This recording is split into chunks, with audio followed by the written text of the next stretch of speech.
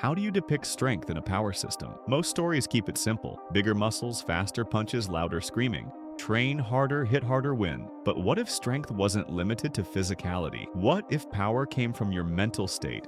Your emotions, your trauma. These are emotion-based power systems where going to therapy might actually make you weaker, where the most powerful person in the room is also the one carrying years of unresolved pain. And these systems create some of the most personal, devastating fights in all of anime. We start with Nen from Hunter X. Hunter and the most devastating example of emotional power. Gon versus P2. Nen grows through willpower, conviction, and emotional resolve. But what happens when that emotion is pure, unfiltered grief? Gon spends the entire Chimera Ant arc watching people die. Kite, his mentor, gets killed and turned into a puppet, and Gon blames himself. The guilt, the rage, the helplessness, it all builds when he finally faces Pitou. He doesn't just get angry, he breaks, he sacrifices everything. His future, his potential, his life itself, condensing years of growth into a single moment of pure hatred. The transformation is horrifying. His adult form isn't a power-up, it's a visual representation of throwing away your humanity for revenge. His Nen becomes so powerful it terrifies Pitou, a royal guard who fears nothing. This is what makes Nen emotional. The system rewards intensity but punishes imbalance. Gon wins the fight but loses himself completely.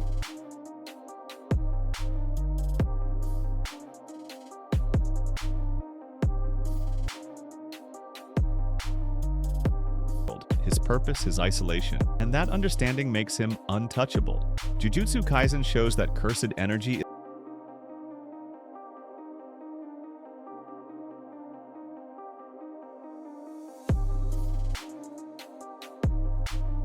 Another system that stands out is from JoJo's Bizarre Adventure, and the perfect example is Koichi's character arc. Stands manifest from fighting spirit, willpower, and emotional growth. Koichi starts as the weakest character in Diamond, is unbreakable, timid, scared, lacking confidence. His stand echoes Act 1 reflects this. It's small, defensive, only able to write sound effects. Koichi can't fight.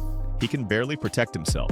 But as the story progresses, Koichi faces his fears, he stands up to bullies, protects his friends, refuses to back down. Each time his resolve strengthens, his stand evolves. Echoes Act 2 appears when Koichi decides to stop running. It gains offensive capability, reflecting his growing courage. Then comes the fight against sheer heart attack. Koichi is outmatched completely, but he refuses to give up. He keeps fighting, keeps pushing beyond his limits. And in that moment of absolute determination, Echoes Act 3 is born. It embodies confidence, aggression, self-assertion. The stand literally tells enemies to believe in him. It's not just a power-up, it's Koichi finally believing in himself. JoJo's proves that stands grow with their users' emotional maturity. A weak spirit means a weak stand. A determined soul creates something powerful. Koichi's evolution shows that fighting spirit isn't about being fearless. It's about refusing to let fear control you.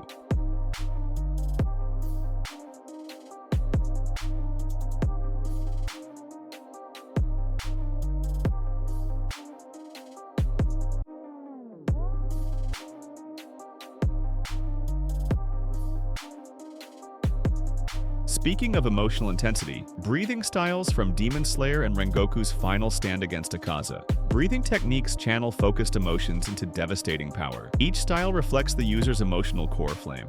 Breathing embodies unwavering determination. He represents this better than Kyojuro, Rengoku. Rengoku fights Akaza, knowing he's outmatched. Akaza is an upper moon demon with centuries of experience, regeneration, and overwhelming power. But Rengoku doesn't care. His flame, breathing burns with pure conviction. He refuses to let Akaza kill the passengers, refuses to let anyone die on his watch. Even when Akaza punches through his chest, Rengoku keeps fighting. The flames don't go out, holds Akaza in place, stopping his escape until sunrise. His final words to Tanjiro, "Set your heart ablaze aren't just advice, they're the essence of flame, breathing itself."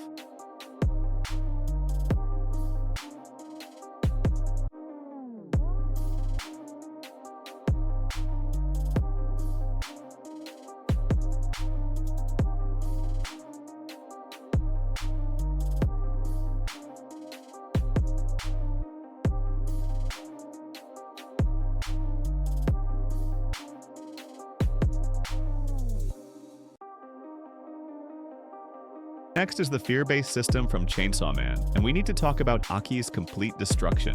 Every devil is born from human fear. The more people fear something, the stronger it becomes. Haki starts the series with clear goals: kill the gun devil, avenge his family. Simple revenge story, but then he meets Denji and power. They become his family, and that becomes his greatest weakness. Makima manipulates this. She knows Aki fears losing his new family more than anything, so she turns him into the gun fiend. The gun devil possesses Aka's corpse to the very thing he swore to destroy. Denji is forced to fight his best friend. Brother Aki doesn't recognize him anymore. The gun fiend fights with Aka's body, but none of Aka's heart. The tragedy is that in Aka's dying mind, he's having a snowball fight with Denji. He dies happy, thinking they're playing. But in reality, Denji's chainsaws are tearing through him. This is the cruelty of Chainsaw Man's system. Power comes from fear, but fear destroys everything.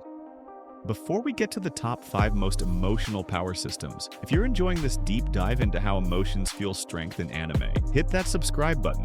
We break down power systems, character psychology, and the best miss what's next. Now, let's get back to it. Now we conquer. Power boost is immediate. Zoro cuts through. Our next system is psychic powers from Mob. Psycho 100 and the defining moment.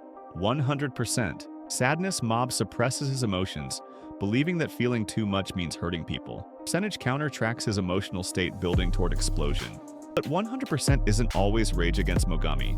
Mob gets trapped in an illusion, living 6 months of pure suffering. Bullied, isolated, hated, every day worse than the last. When he finally escapes, the percentage hits 100. But it's not anger, it's sadness, pure, overwhelming grief. The explosion isn't violent, it's a wave of raw emotional devastation that reshapes reality around him. Mogami, a spirit who feeds on negativity, gets drowned in Mob's sorrow. The genius of this moment is that Mob isn't fighting. His suppressed sadness becomes a natural disaster. Through all that pain, Mob still chooses kindness. Want to hurt Mogami, he wants to understand him. Later we see 100% compassion against Toichiro. Mob hits his limit, but instead of destruction, his power erupts to save everyone.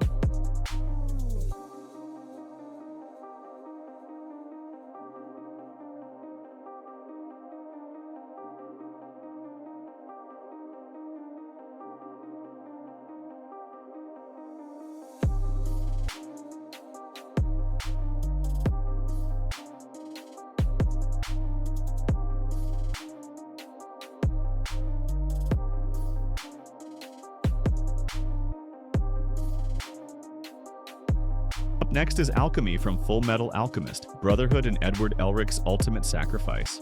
Alchemy follows equivalent exchange. To gain something, you lose something of equal value. The entire series is built on this principle. The Elric brothers tried human transmutation and paid the price. Ed lost his leg, then his arm. Al lost his entire body. Their journey is fueled by guilt and determination to fix their mistake. The final moment against Father Ed faces the truth again. The entity that took his alchemy. His brother Al is dying. Ed has one option: trade his Gate of Truth, ability to perform alchemy to bring Al back. This is the ultimate equivalent exchange. Ed built his entire identity around alchemy. He is the Full Metal Alchemist. Alchemy is his strength, his purpose, his life, and he gives it up. Without hesitation, the truth asks what happened to his arrogance. Ed responds, "I don't need it. I've got something better." Friends who believe in me, this moment redefines the entire series. Alchemy was never the point. The point was what Ed was willing to sacrifice.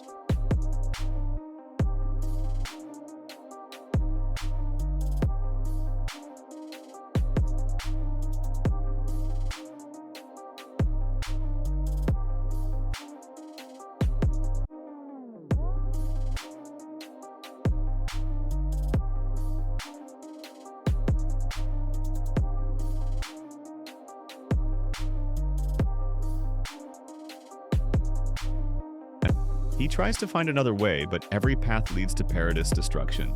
The breaking point is having the worst mental breakdown in human history. His trauma, his rage, his despair, all wrap on why emotion-based power systems hit different in anime. From Gon's self-destruction to Iren's apocalypse, these systems prove that real strength isn't just physical, it's emotional, mental, psychological. The most powerful moments come when characters face their inner demons. If you enjoyed this deep dive, smash that like button and drop your favorite emotion-based moment in the comments. Subscribe for more anime analysis every week. Thanks for watching.